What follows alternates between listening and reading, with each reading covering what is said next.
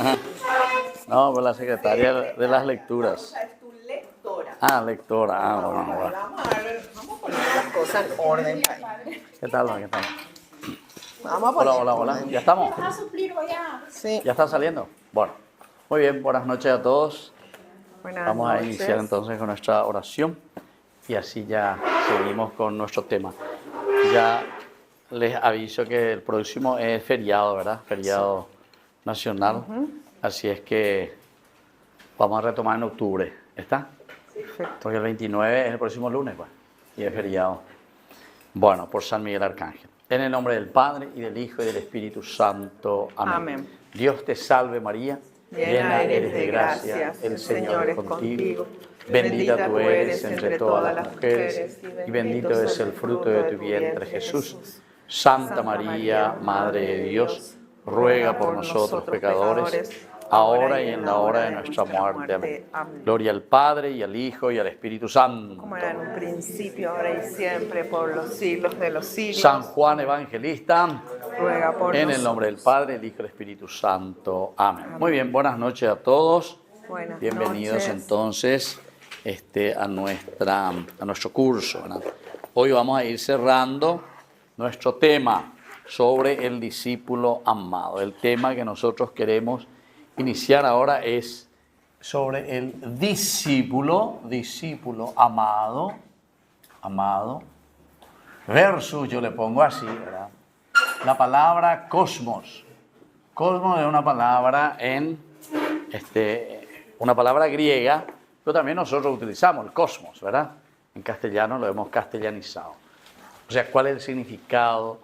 Pero cuando hablamos del significado, bueno, ya les adelanto y les digo luego que el cosmos para San Juan significa todo aquello que es principalmente negativo, el cosmos, el mundo decimos nosotros, ¿verdad? Significado, ¿verdad? Del cosmos en San Juan. Es bueno que eso sepamos un poco, ¿verdad? En el Evangelio, vamos a poner un poco en el Evangelio. Y vamos a mirar también de San Juan. Y como pongo versus quiere decir, a ver, ¿qué es lo que el discípulo amado nos propone? Y todo lo que ya fuimos estudiando, muchísimas cositas hemos visto, y entre esto que hemos visto era, por ejemplo, ¿se acuerdan de la intimidad? Era una de las cosas importantes, la intimidad con Jesús. Entonces el discípulo amado, y sin embargo aquí el cosmos más o menos nos habla más bien casi como de una dispersión, porque el cosmos nosotros lo consideramos también y decimos como el mundo. Y bueno, todos esos detalles vamos a ir mirando. Anoten entonces, cosmos quiere decir mundo. Aquí entre paréntesis podemos poner mundo. Vayan anotando algunos conceptos, por lo menos esto es más rápido para poder ver después la primera partecita. Es un concepto clave, este es un concepto clave dentro del Evangelio de San Juan. ¿Por qué? Porque primero significa el mundo creado, mundo creado. La primera definición de cosmos, mundo creado. O sea que ya te está hablando de una criatura, entonces, si es creado, quiere decir. Luego, el segundo significado es el mundo opuesto, atención, opuesto a Dios. Entonces, este es un segundo significado, en oposición. Se presenta como un mundo que se opone directamente a la voluntad de Dios, el mundo, y a los planes de Dios, lo que Dios quiere del hombre. Y esto se debe a que la humanidad ha rechazado a Dios. Recuerden que San Juan nos habla mucho, ya desde el prólogo.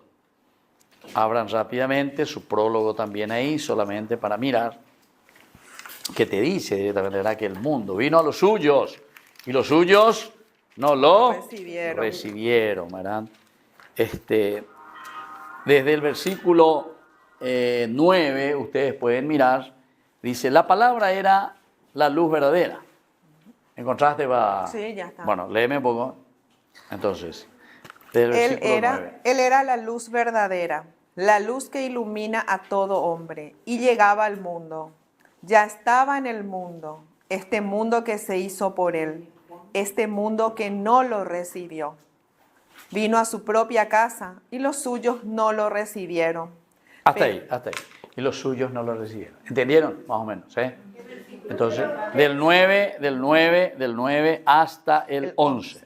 Del 9 al 11. Primer capítulo de San Juan. Estamos en San Juan. San Juan, capítulo 1, versículo 9 al 11. Entonces dice, la palabra era la luz verdadera, que al venir a este mundo ilumina a todo hombre.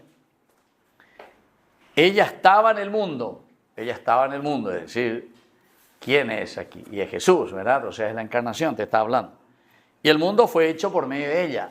¿Se acuerdan que en el capítulo 1, versículo 1, te habla y te dice, al principio existía la palabra y la palabra estaba junto a Dios y la palabra era Dios. Entonces te vuelvo a recordar aquí lo que ya te había enseñado en el versículo 1. Pero después lo más lindo es esto. Dice en el 11, antes todavía el último del 10, y el mundo no la conoció. Ahí está, el mundo no la conoció. Es un mundo opuesto a Dios.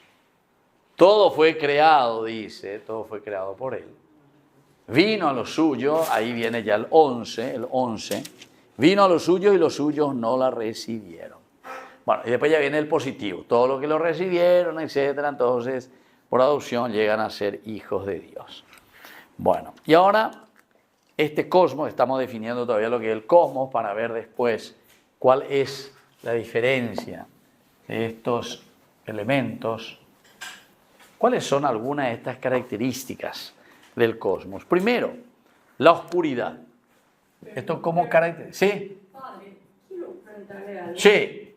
Cuando dice que el mundo por él fue hecho, pero el mundo no le conoció, significa que son los judíos que no le reconocieron. Exactamente. Se está refiriendo directamente al judaísmo. Por eso dice, vino a los suyos. Esa también es una temática que nosotros no llegamos a entrar, ¿verdad? A desarrollar mucho. Pero yo dije algo, no sé si se acuerdan cuando dije el famoso ad extra y ad intra, la comunidad. Ad intra era la comunidad cristiana, los de adentro. Y la comunidad ad extra era lo que no estaban en la comunidad cristiana, y estos eran principalmente los judíos, o sea que no aceptaban y que no entraban a la comunidad cristiana. Recuerden que Jesús, que era judío, María y todos los discípulos, todos ellos eran judíos. O sea, ellos no hacían mucha distinción, y no es que se fueron a una escribana o lo que sea y le dijeron, ¿sabe qué? Aquí un acta de nuestra reunión y ahora estamos fundando una nueva asociación de cristianos, etcétera, donde el presidente es Jesús, el vicepresidente es San Pedro, etc. No, nada de eso. Ellos simplemente lo que están haciendo es mirando la historia de su propia salvación, de lo que ellos estaban viviendo desde el judaísmo, mirando las profecías y lo que Dios había prometido para su pueblo, y lo aplican, interpretan que en la persona de Jesús se ha realizado todo este plan de salvación. Se ha realizado, aquí está. Vino a los suyos, es decir, aquella promesa, Dios mismo, lo que había prometido se ha realizado en la persona de Jesús. Y ahí está, lo que vos dijiste, ¿verdad? ¿A quién se refiere? Y se refiere a los judíos principalmente. Vino a los suyos y los suyos, es decir, los judíos, no lo recibieron. Vamos a ir viendo un poquitito más después y procurar profundizando, espero que nos dé el tiempo, pero este es un problema serio, porque los judíos no le aceptan a Jesús y el Evangelio de San Juan justamente es muy irónico y muy punzante con la comunidad judía. Es el último evangelio. Estamos en el año 100 cuando se escribe. Jesús, según la cronología que nosotros siempre manejamos, decimos que se murió en el año 33, ¿verdad? Bueno, Jesús que muere en ese año. Y todo lo que va pasando, imagínense, hasta el año 100. Son por lo menos ya 60 años, o más de 60 años, casi 70. Entonces es una comunidad que ya se va afirmando, se va solidificando. Y ellos ya comienzan a pensar, y hay muchísimos que no van a entrar. Por eso vamos a ver después enseguida que otra de las características que les dije también la vez pasada era el problema sobre el amor. La primera carta de San Juan él cuando escribe, hermanitos, ámense los unos a los otros, todo más o menos así parece que es esa carta. Y no es así, no es así. Él, por debajo, le está diciendo, Baishawa judío, Baishawa, que dicen que Dios es amor, que Dios es esto, y sin embargo nos odian, no podemos entrar en las sinagogas, nos expulsan, y así sucede. ¿Viste? Cuando uno tiene el contexto histórico, entonces entiende muy bien cuál es el mensaje que se está dando dentro del contexto histórico. Eso es igualito, ¿verdad? Porque hasta ahora algunos todavía, después de esa homilía de cada cupé, algunos todavía siguen tirando veneno, ¿verdad? O sea, antes que esos son lo que están viviendo de los panales de la o de la droga, o de la injusticia, o de los robos, de los saqueos, no sé. No puedo juzgar, ¿verdad? Pero supongo que es por eso que tanto. Yo no sé qué es nuevo lo que yo dije.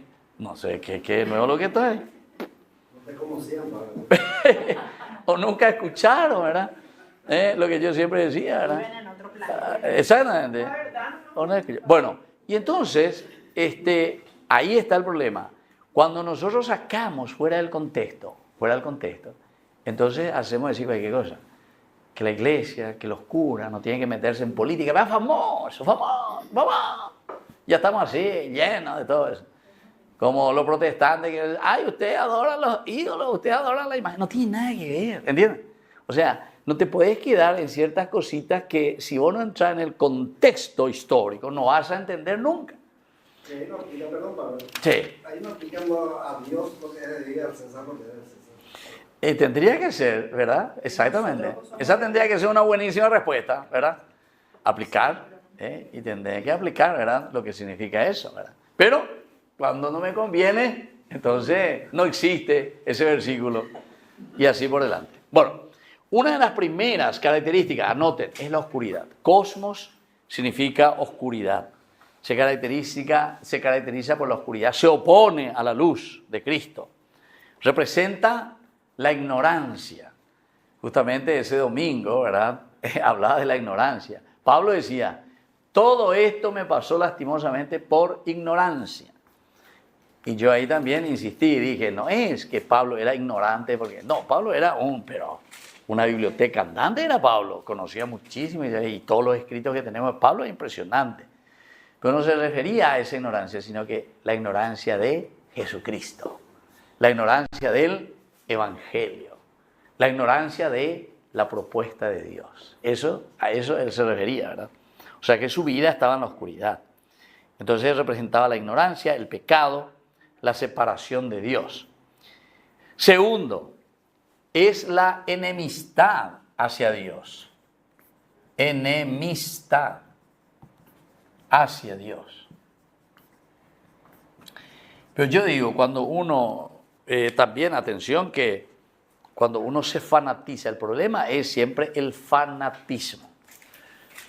Y también nosotros muchas veces, nosotros también tenemos que estar muy atentos, no podemos fanatizar, no hay que saber escuchar y decir.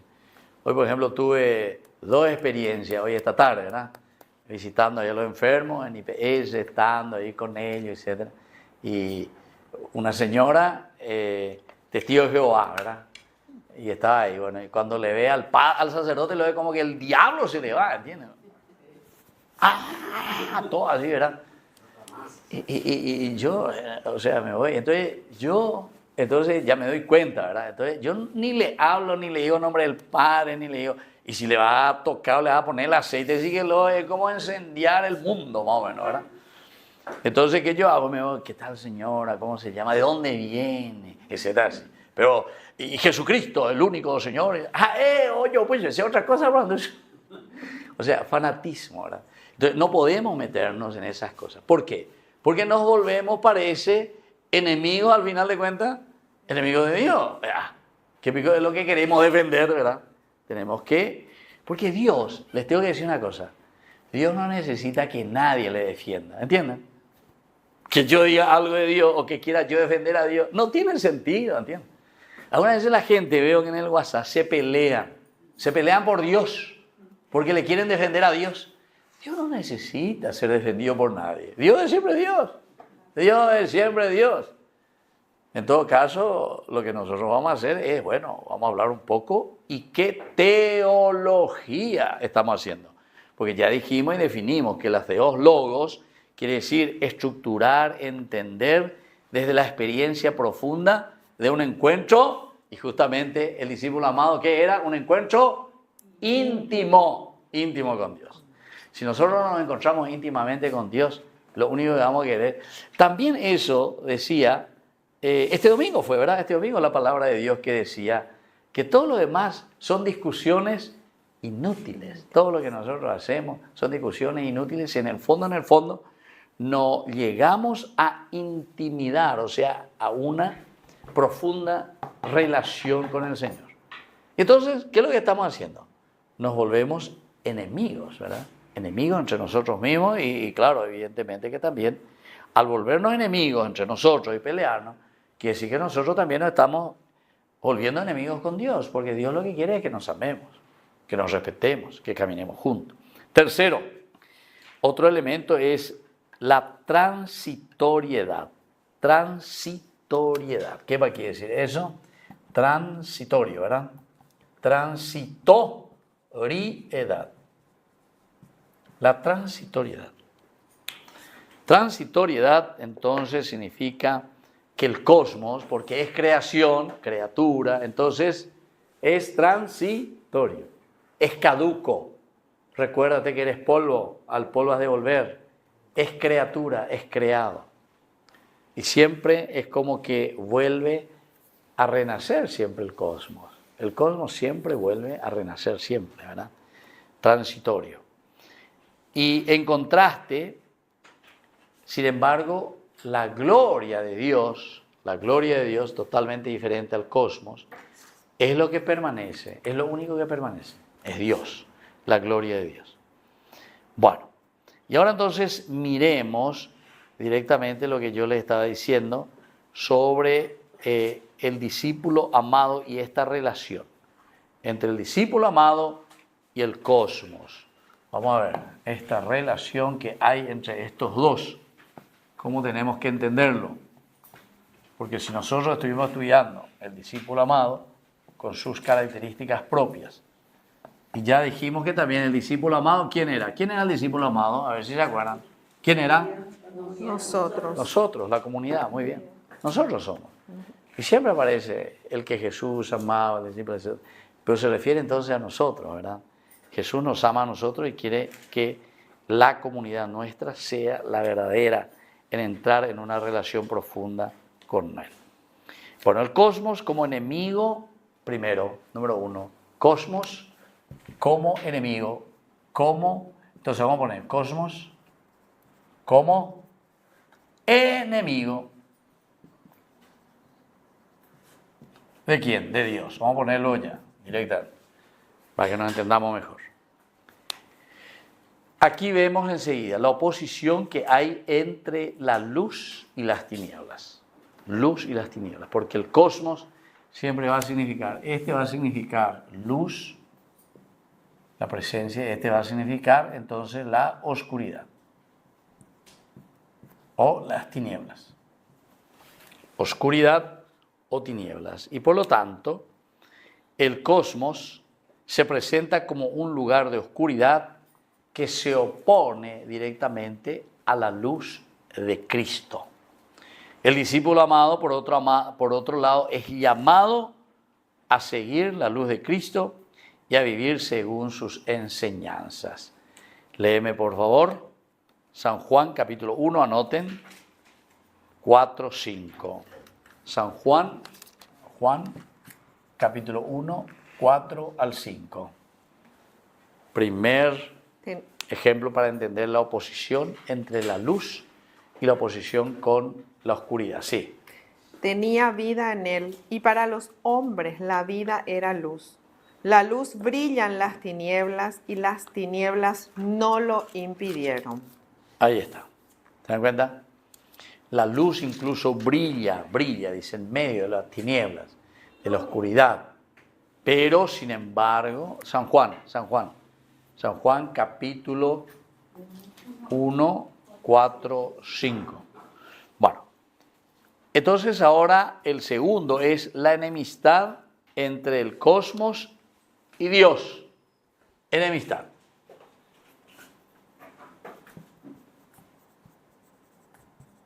¿De dónde viene esto? Entre el cosmos y versus Dios. ¿Cómo tenemos que entender esto? El cosmos siempre se presenta como un lugar que se opone a Dios y a sus planes. Anoten eso. Entonces siempre se opone el cosmos. Cada vez que ustedes van a escuchar el cosmos, cada vez que ustedes escuchan la palabra mundo, es nuestra traducción, ¿verdad?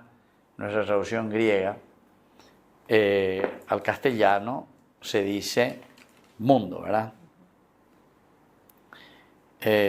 Y en San Juan, capítulo 15, Juan 15, 18 al 25.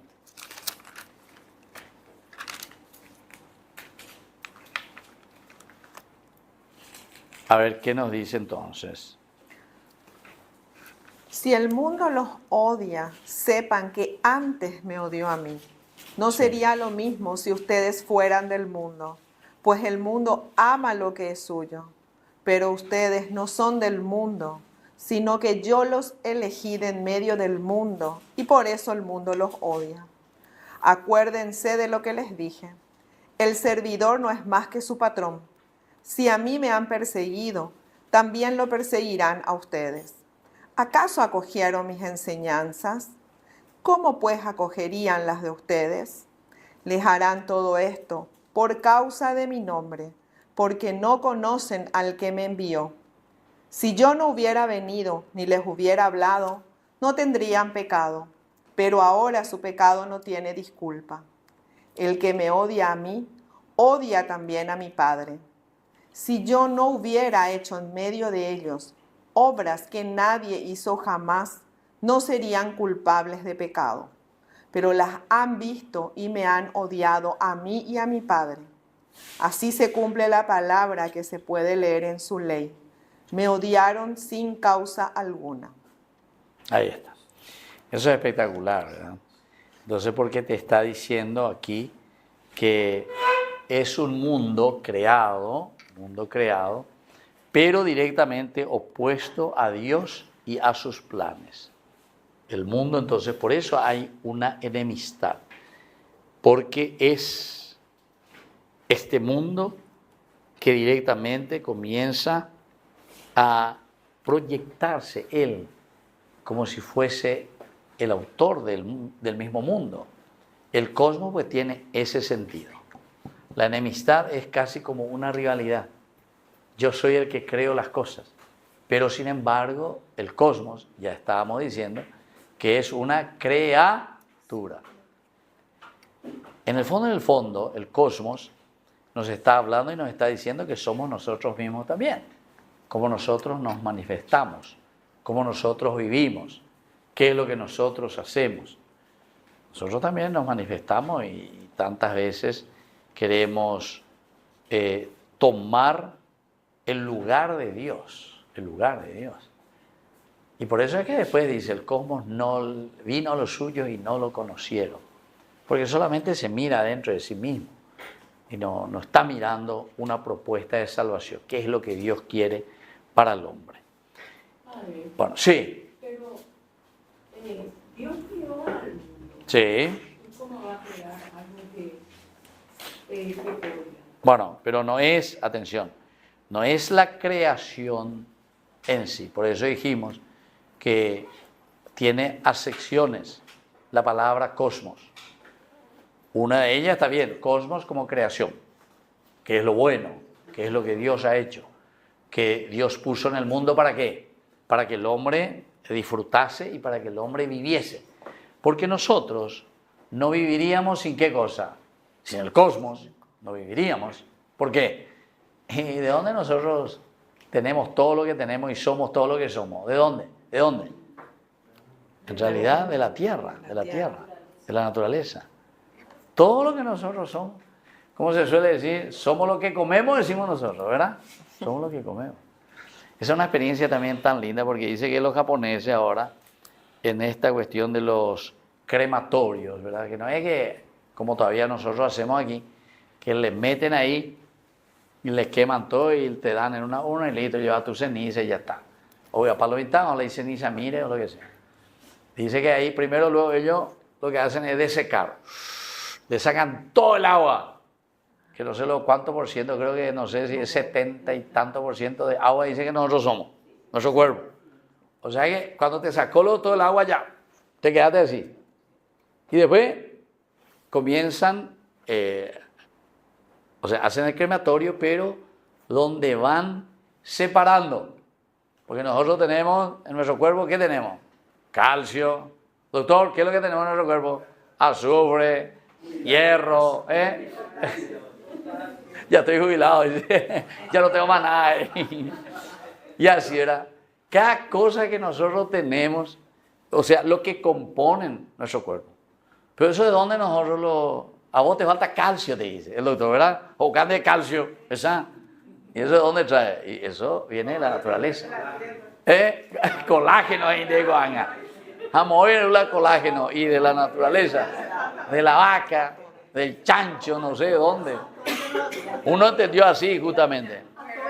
¿Qué es lo que te falta? Le dice colágeno. Y se fue y agarró la cola del chanchito, le cortó y la cola comió, ¿verdad? Pero le faltaba colágeno. Claro, así es. Y ese es el colágeno. Hipocué, locro. Por eso que nuestros padres, eso no se enfermaron de esa cosa. Añan de artritis, y una niña ya dispara, ¡ay! Y además del aire, ¿verdad? Bueno, entonces, exacto.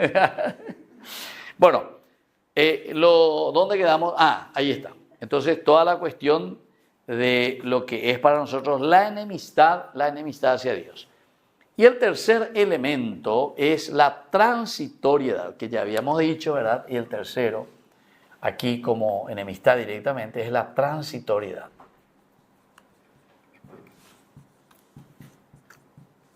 Que creo que las palabras son claves. Si estas palabras nomás nosotros entendemos y memorizamos, por decirlo así, vamos a entender muy bien lo que nos está queriendo enseñar San Juan. Con una palabra nos está enseñando aquí. Con una palabra. La palabra cosmos, ¿entienden? O sea, no se refiere por eso a una cosa simplemente negativa. Negativa es cuando nosotros le damos el valor de ¿qué? De eternidad. Porque decíamos recién que el único eterno, ¿quién es? Es Dios. Y lo otro es creado. Pero la creación, el Señor lo pone al servicio ¿de quién? Del hombre, para que nosotros nos realicemos. Si ustedes vuelven a leer ese documento que yo recuerdo que tantas veces, no sé cuántos cursos y charlas habré dado, ese famoso documento del Papa Francisco, Laudato Si. Laudato Si.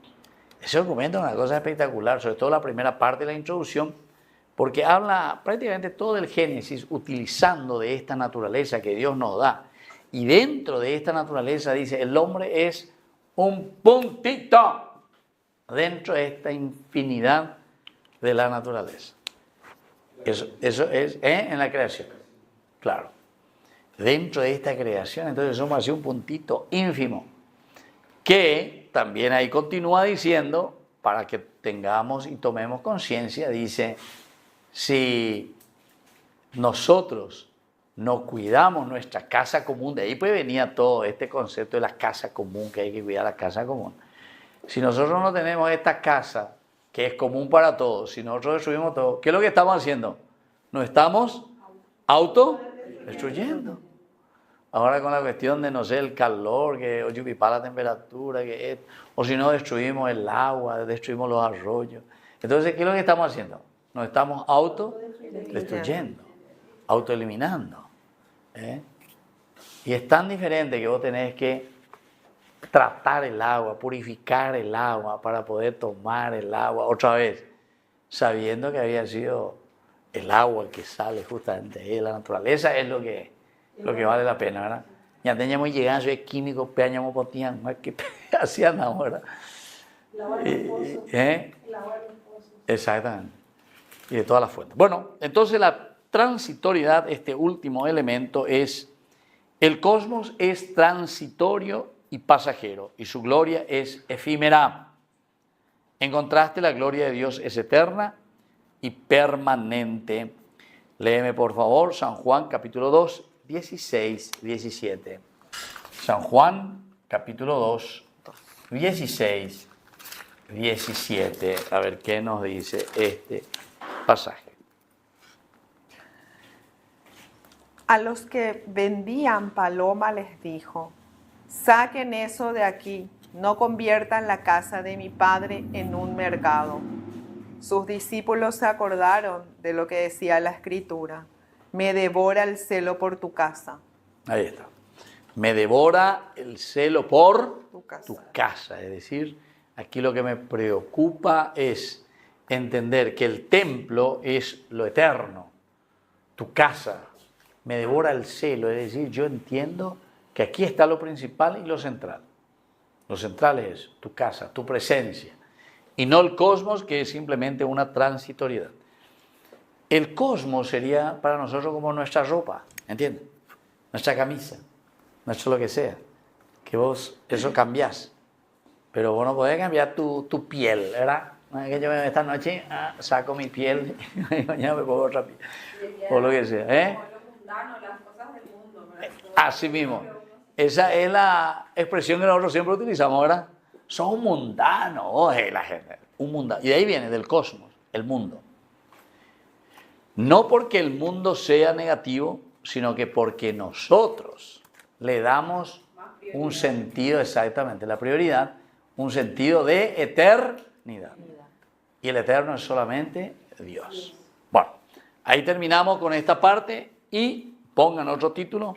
¿Cuáles son entonces estas implicaciones para el discípulo, ¿verdad? El seguidor, el discípulo amado? Porque ya dijimos y definimos que el discípulo amado somos nosotros, con sus características de, sí, implicaciones. ¿Qué implica? O consecuencias. ¿O qué pasa con nosotros, con el discípulo amado? ¿Qué pasa con nosotros, que somos los discípulos amados, con respecto a la relación entre el cosmos y la relación también con Dios? Primero, la implicación es una implicación de separación.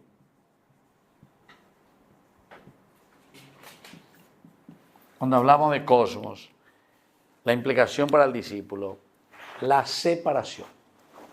Los discípulos de Cristo deben separarse del cosmos y no amar al mundo ni las cosas del mundo más que a Dios. Lea un poco, por favor, primera de Juan, la carta, ¿verdad? Primera carta de Juan, 2, 15, 17. Primera carta de San Juan, 2, 15 al 17. No amen al mundo, ni lo que hay en el mundo. Si alguno ama al mundo, el amor del Padre no está en él. Pues de toda la corriente del mundo, la codicia del hombre carnal, los ojos siempre ávidos y la arrogancia del éxito, nada viene del Padre sino del mundo. Pasa el mundo con todas sus codicias, pero el que hace la voluntad de Dios permanece para siempre. Creo que más claro de eso solo qué cosa, el agua, ¿verdad? Así como está, así como está. No hay nada para perder, todo es para ganar. O sea, lo que ya creo que entendimos y nosotros mismos fuimos sacando como una pequeña conclusión, ¿verdad? Que todo lo que te ofrece el mundo está a servicio de él.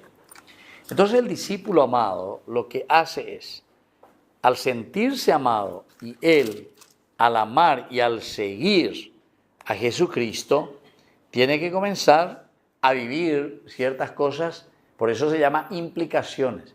¿Qué es lo que va a implicar en tu vida si vos querés ser un discípulo amado? Y ahí está. Lo primero es la separación. Separarse de todo lo que es mundano, de todo lo que te aleja de los principios y valores de Dios.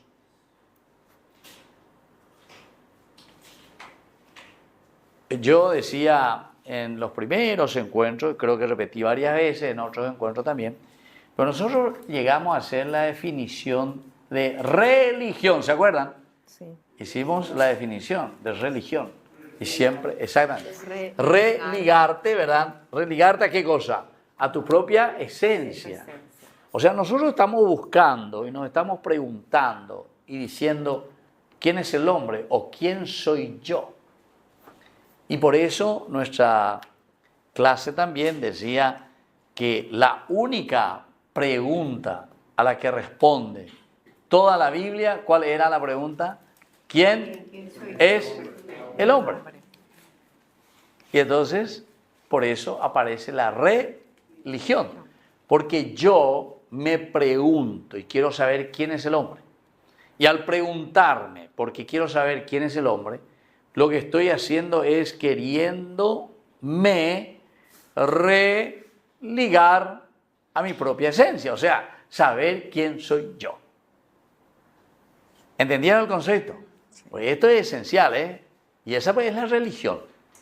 La religión, toda religión te tiene que llevar a que vos sepas quién sos vos, a religarte a tu esencia, comprenderte. Esto, si ustedes quieren decir en términos no religiosos, estos son los estudios de la filosofía ontológica, ¿verdad? Que busca la esencia, o también pueden encontrarlo en la antropología, en la moral, porque vos buscás y decís, bueno, ¿cómo yo tengo que actuar? Si yo soy libre, inteligente, etcétera, entonces tengo que ir buscando, sí. No sé esa frase que dice Gandhi, no existe política sin moral ni culto sin religión. Y él no era precisamente... Exactamente. Es espectacular. Sin moral. Claro. Política en el sentido correcto. Claro. Ni culto sin religión. Así mismo. Él no jugaba ninguna religión. Claro. Era general. Claro, porque el culto, lo que uno hace, o el rito, todito, en el fondo, te lleva a religarte, a buscar la misma esencia de tu vida, ¿verdad? ¿Quién sos vos? ¿Quién es el hombre? Y el otro más lindo todavía, ¿verdad? Porque ahí le metió un poco a los políticos también, ¿verdad? Para entender, en la moral no puede haber política sin moral. Pues la moralidad es lo esencial, porque si no, no podemos hacer política. Porque polis quiere decir el pueblo, la gente, la ciudad. Ica es todo lo referente a la polis, referente a las personas, a la ciudad, ¿entiendes? Si yo soy un tremendo inmoral, no puedo estar delante de un pueblo. Yo eso no dije en Cacupé, pero hubiese dicho. O si no es como, sí, los políticos serían, mirá si yo digo eso. Los políticos son como los aguará que le ponen el gallinero para que te cuide la gallina. ¿Entendiste? ¡Qué espectacular si decimos eso! Crucifíquenlo. Y después le digo lo de Gandhi enseguida. Como decía Gandhi, no puede haber... Ahí está espectacular. Ahí explotó otra vez todas las redes y todo. No puede haber política sin moral. Qué lindo que es eso, ¿verdad? Y Gandhi justamente después al final, cuando le preguntan sobre eso, sobre el cristianismo,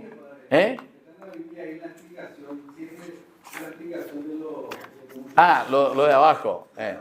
Sí, hay en la latinoamericana sobre todo, pone eso.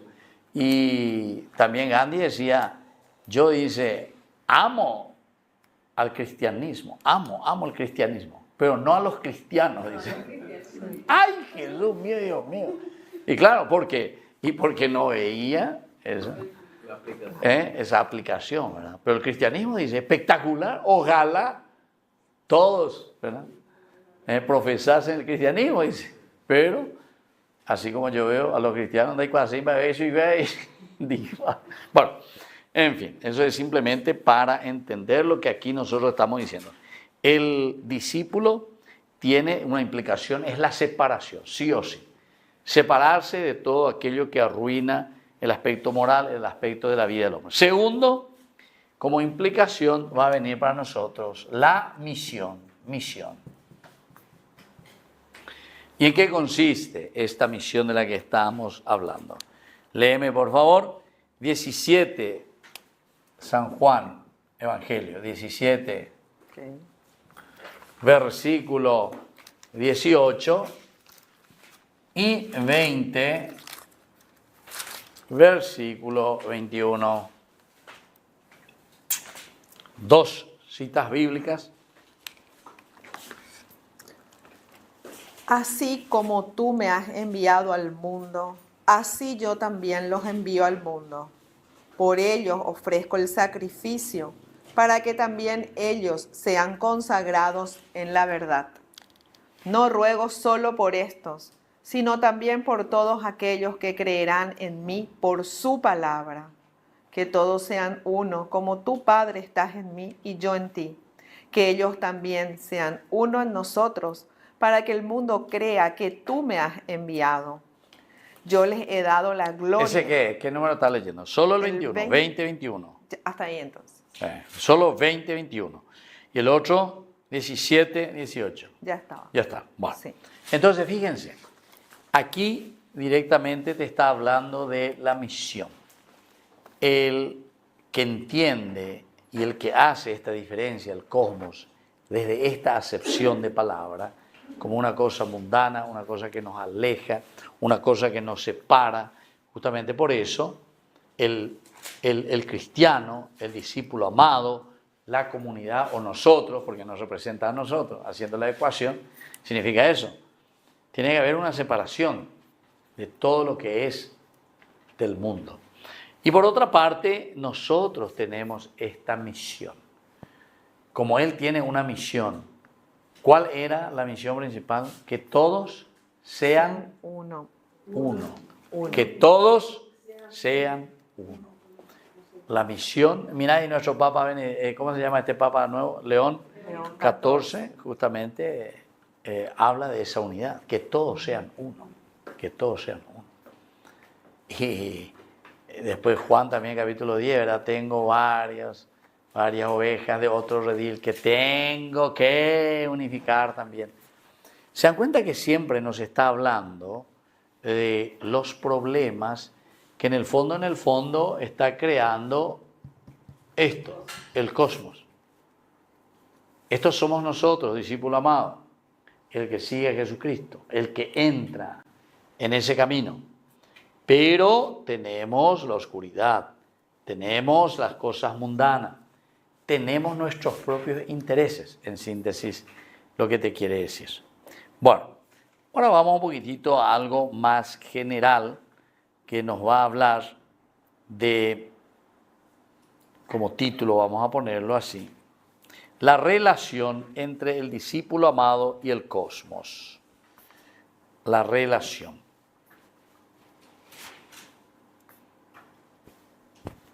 La primera relación que tiene que haber, después de todo lo que ya dijimos, tiene que ser el discípulo amado en el cosmos, cómo se tiene que comportar en esta relación.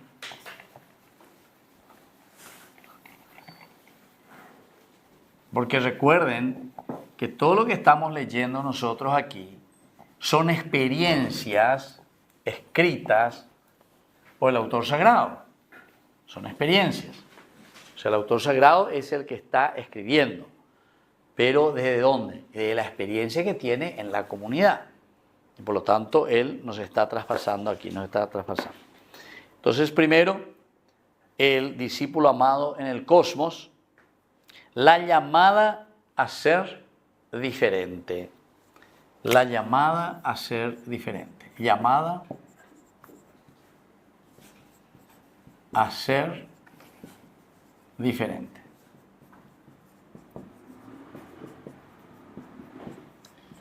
¿Por qué será entonces que el autor sagrado utiliza este nombre siempre de discípulo amado? Discípulo amado.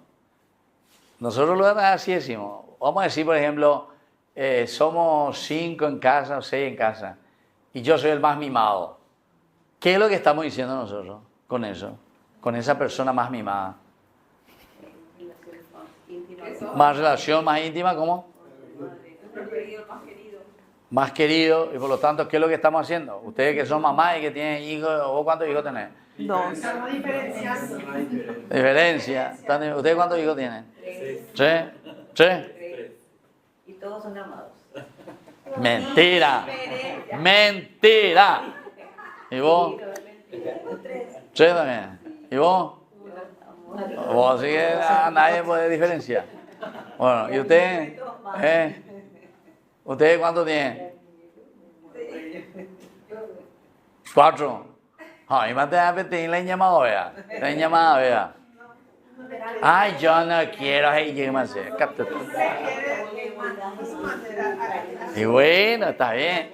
Le quedé a tu manera. Pero yo le tengo que decir que yo era el discípulo amado de mi mamá. Amado. Y yo soy el 4. Bueno, le robé a todos. ¿Qué? Cuando hay un hijo que está más problemático, ¿verdad? A eso se le da un cariño diferente, pero eso no quiere decir que le ame más. Porque a veces andemos a canasir ahí, vea. A canasir ahí. Te va a dar el juicio, veina. Andemos a canasir, te va a dar el juicio.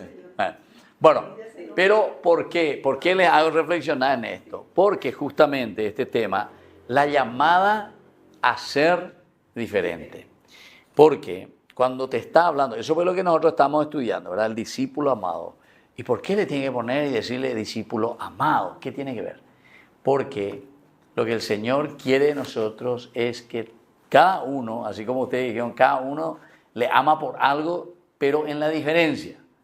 Y el ser diferente, aquí el discípulo amado, quiere decir que nosotros tenemos que conquistar en esa relación íntima un amor verdadero y profundo. ¿Con quién? Con el Padre, con Dios.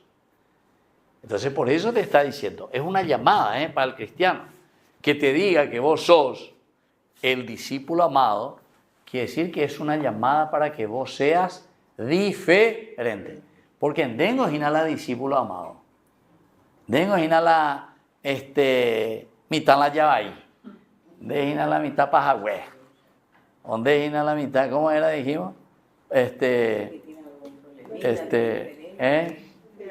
No, sí, preferido. Pues, ¿cómo decimos? Mimado. Mimado sería esto, ¿verdad? El hijo mimado. Pero ahí vende más. Pero ahí la llavaí. Bueno.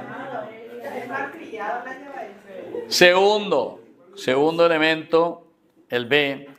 Ahora miremos un poco el discípulo amado en el cosmos, la misión en el cosmos. ¿Por qué hay una llamada a ser diferente? ¿Por qué somos mimados por Dios? ¿Por qué somos mimados? Y el segundo entonces es porque tenemos una misión en el cosmos. Misión en el cosmos.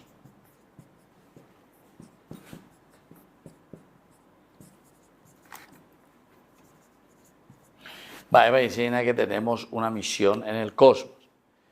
A pesar, miren vos, porque como dijimos que vendría a ser todo lo mundano, todo lo que nos puede desviar de Dios, todo lo que se opone, oscuridad y luz, decíamos hace rato, mundanidad, etc. Sin embargo, todo a pesar de esta oposición del cosmos, el discípulo amado,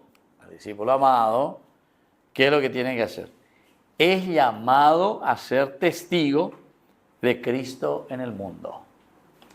Es decir, miren que aquí hay una misión demasiado importante, Tienen que subrayar esta palabra misión.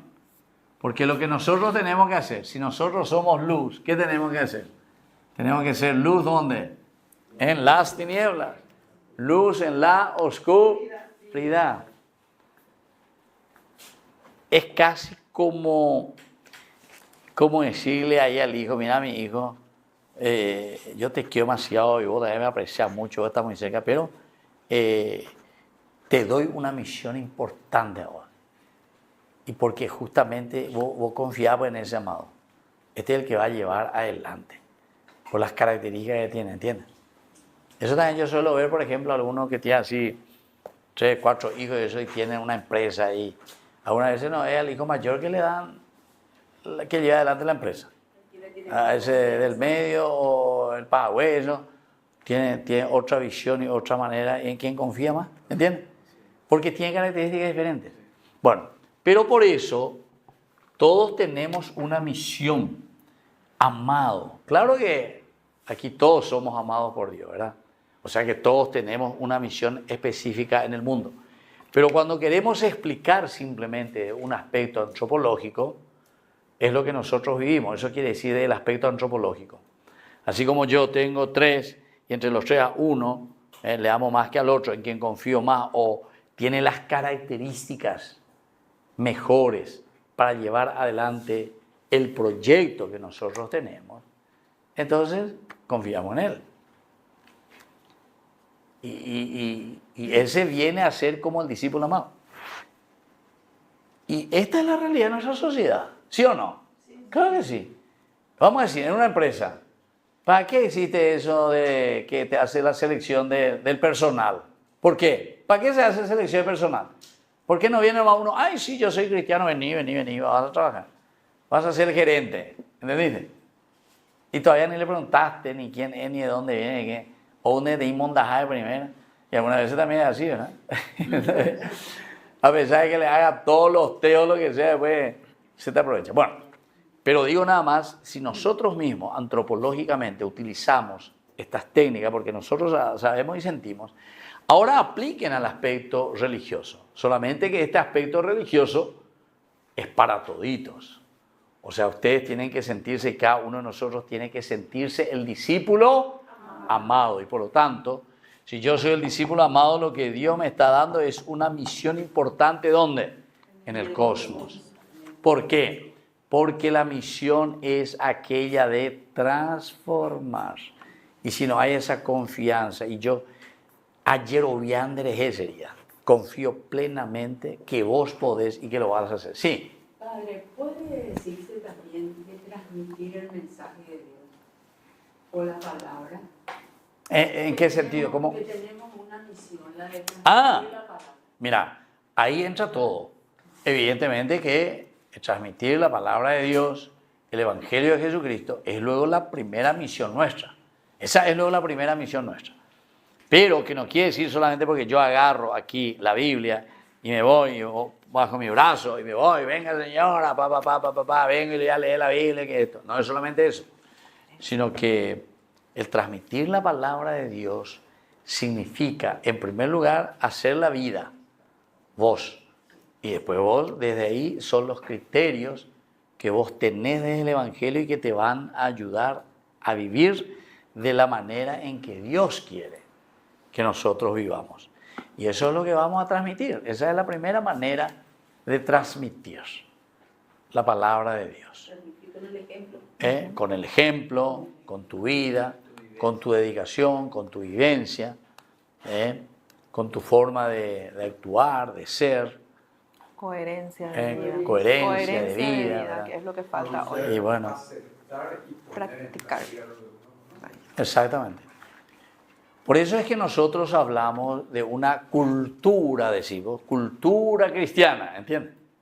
Cultura cristiana. ¿Qué viene a ser? Cultura ya es cuando se impregnan los valores de la doctrina o del pensamiento.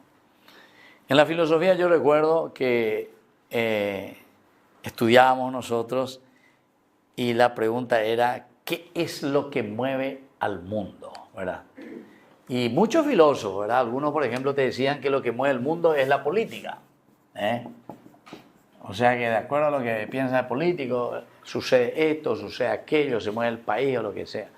Otros decían, no, lo que mueve es la plata, la plata. Y cierto, porque también yo le puedo comprar ahí a este político y hago con la plata lo que quiero, ¿verdad? Le hago y compro los votos, etcétera, etcétera. Y así, muchas diferencias. Pero pues al final, otro filósofo decía, el que mueve verdaderamente, decía, son las ideas, son las ideas.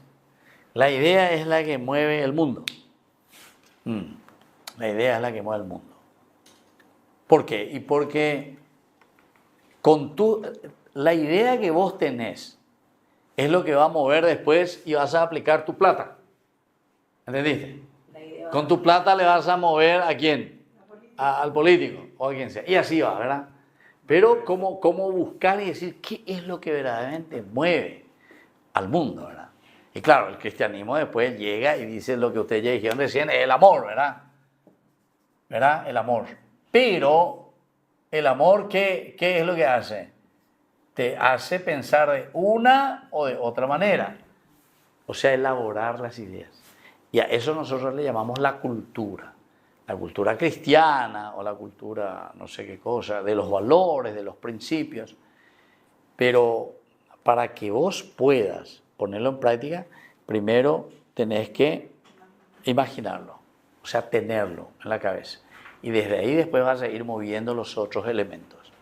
Algunas veces nosotros pensamos que es solamente la plata. Sí, perdón. El idealismo que viene a ser como una doctrina para mí. Y claro, o sea, pero el idealismo pues ya es una manera que queda simplemente en las ideas, como las ideas platónicas. En ese sentido, Aristóteles después es el que le va a hacer aterrizar. A pesar de que todo lo que son las ideas, después se pueden hacer realidad también. Por ejemplo, Julio Verne, cuando él escribe en el año 1500, no existían submarinos, no existían aviones. Ella imagínense, el viaje a la luna, creo que hay un libro también de Julio Verne, no sé. Y Tesla. Tesla 120 años atrás ya sabía que si no comunicar a una persona de Europa a Estados Unidos a través ¿Ah, sí? del celular. ¿En serio? El campo electromagnético, él descubrió el Wi-Fi. Ya, ¿qué sería hoy? Imagínate, ¿viste? O sea, y eso en aquel tiempo era imaginativo.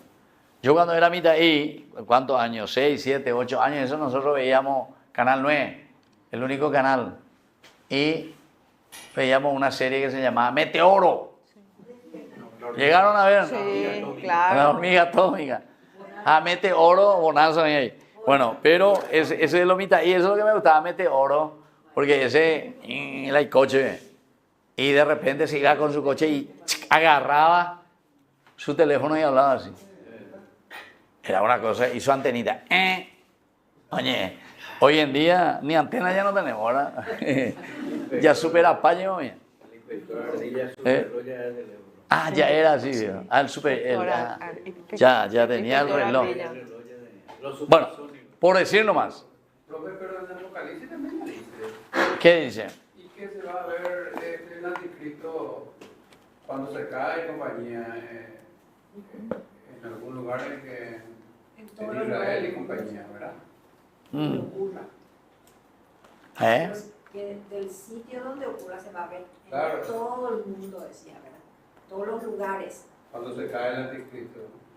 Pero hay que entender bien lo que es el Apocalipsis, ¿entienden? Porque el Apocalipsis está hablando de una realidad, si queremos aplicarlo hacia las ideas, justamente para aplicar a todo lo que sucede en el mundo, ¿entienden? No es que un día va a venir, ¡pum!, va a caer algo y ahí recién vamos a descubrir. No, el anticristo es todo esto, el cosmos, el mundo. Nosotros mismos todos los días estamos viviendo con el anticristo, ¿entienden? Entonces, ahí pues está cuando la gente verdaderamente piensa que tiene que estar esperando, ay, ahora cae gusta el anticristo, ahora cae peor, que esto, que aquello, ¿verdad? No, el anticristo ya está, ya estuvo. Y justamente por eso es que Juan después también insiste mucho. Él va a hablar en las cartas, va a hablar del anticristo. y te va a presentar así. Y claro, el Apocalipsis también es fruto de un pensamiento joaneo de San Juan. Entonces por eso que te habla también del anticristo. Bueno, vamos un poquitito más y vamos terminando porque está llegando nuestro horario. Ya llegó. Bueno, sí, ya casi llego, casi, porque yo perdí 2 minutos porque me distrajeron. Bueno, entonces, quería decir simplemente sobre la enseñanza teológica. ¿Cuál es entonces la enseñanza teológica, para finalizar, que nos quiere dejar aquí este discípulo amado que lucha contra todo lo que es el mundo? Primero, que la unidad en la comunidad es un don de Dios. Primera enseñanza. O sea, uno se siente amado, pero ¿por qué? Porque después busca esta unidad para la comunidad. El discípulo amado está llamado, misión, hablamos hace rato, está llamado a unir a la comunidad, buscar esa unidad. Segundo, ustedes ya dijeron recién, aquí cuando hablábamos qué es lo más importante, y vamos a hablar justamente del amor. Y Juan va a acentuar mucho y se va a centrar mucho en el amor. Es decir, la unidad se logra solamente a través del amor. La unidad se logra solamente a través del amor. Y esto es lo único realmente. Otra cosa, porque todas las otras unidades UAU que tenemos, después se vuelven traición también. Todas las otras unidades, hasta por dinero, hasta empresarios que se unen y después se pelean, familias que se unen, UAU para esto y aquello, después se pelean, y todo es por dinero. O el cosmos, ¿viste? Ahí entra en la cuestión del cosmos, lo que te quiere decir. Sin embargo, el buscar la unidad lo logramos principalmente a través del amor. Tercero, la unidad que es también esencial para la misión. ¿Por qué es esencial para la misión la unidad? Porque si no, si estamos todos unidos, cada uno ya vota la misión y ya gane por su lado. Entonces, ¿qué es lo que vamos a predicar y qué es lo que vamos a estar dando a la gente? Nada, nada. La unidad es importante. Otro, el cuarto, la unidad se logra solamente a través de la oración. ¿Pero por qué? Porque justamente se busca la voluntad de Dios. Ahora estamos haciendo una síntesis fenomenal de todo lo que estuvimos estudiando en el comienzo, porque hablamos de la intimidad con el Señor. Entonces es aquí donde entra la oración y es el único camino. Y el último, la unidad es el reflejo de la Trinidad. Es decir, la relación del Padre, el Hijo y el Espíritu Santo. Reflejo de la Trinidad. Esa unidad. ¿Quién lo va a lograr todo? Y el discípulo amado. ¿Y quién es el discípulo amado? Nosotros. La comunidad. Es decir, con estas características esenciales que tenemos que vivir. Muy bien. Entonces, esto fue así un pantallazo general de lo que es el discípulo amado. Hay libros escritos sobre esto, maravillosos también. Tendríamos que mirar o busquen ustedes en Google, ¿está? Ahí busquen con PDF sobre el discípulo amado y van a encontrar. A ver si pueden bajar por ahí ese. Si yo encuentro, les voy a enviar ahí. Voy a buscar también yo, ¿está? Así pueden tener y leer en los días que tienen posibilidad. Y el próximo lunes no hay clase, ¿está? Porque es feriado. Y después ya comenzamos en octubre, ya comenzamos nuestro siguiente capítulo tópico. Tenés que bendecirle a Olga Estigarribia porque se va a ir en Roma. ¿Dónde está Olga? En una catequesis. No, porque ella está... Está Olga hoy no vino, entonces... Y bueno, vamos a rezar y vamos a pedir por Olga. Olga que va a viajar, dice. ¿Dónde se va a ir? Con la catequesis. A Roma. Bueno, entonces vamos a rezar por Olga Estigarribia que va a viajar a Roma y por todos los que se van a ir ahí, los catequistas. A 3 se le van a nombrar. A 3 le van a nombrar papa. ¿De dónde? Para catequistas. Ya. Entiendo. Bueno. Gloria al Padre, y al Hijo, y al Espíritu Santo. Como era en un principio, ahora y siempre, por los siglos de los siglos. Amén. Que el Señor Jesús esté con ustedes. Con tu Que espíritu. la bendición de Dios descienda sobre cada uno de ustedes. El Padre, el Hijo y el Espíritu Santo. Amén. Muy bien. Y hasta la próxima, hasta dentro de 15 días, con el nuevo tema que tendremos. Muchas gracias. Las cartas de Pablo, el próximo tema.